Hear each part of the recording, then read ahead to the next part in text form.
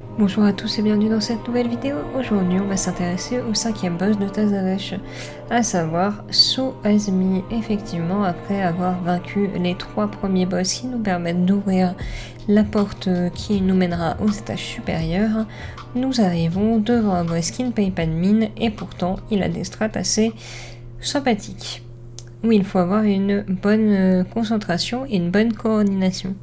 Et on regarde ça tout de suite.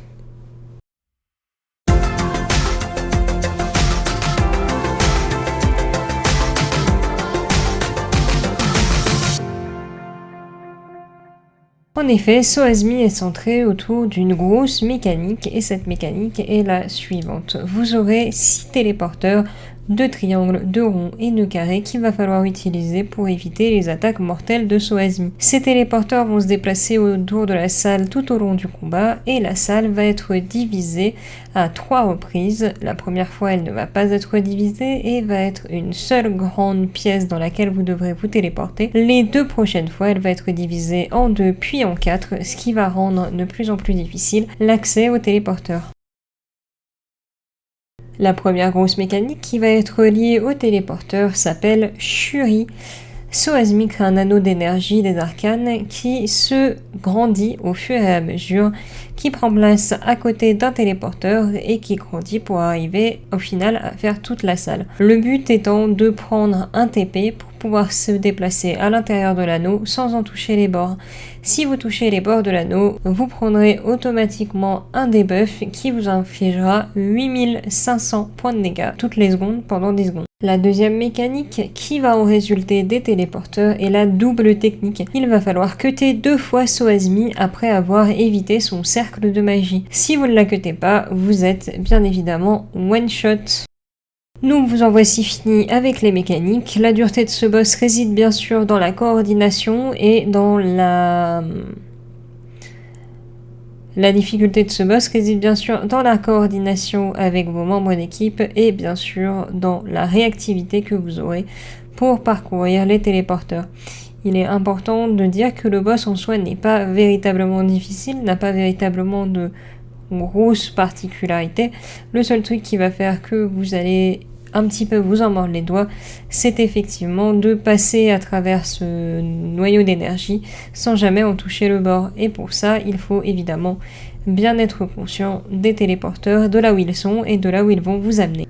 Nous en avons fini avec les mécaniques, je vous laisse donc regarder le try où nous l'avons kill. Bon visionnage!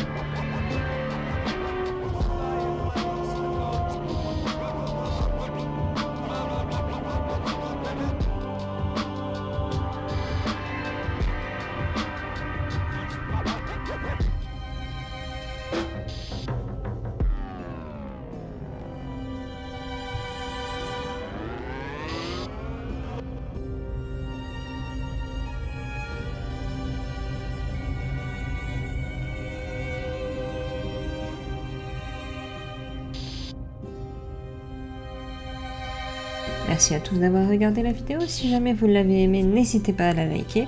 Si jamais vous en aimez plus de cette sorte, vous pouvez toujours vous abonner à la chaîne.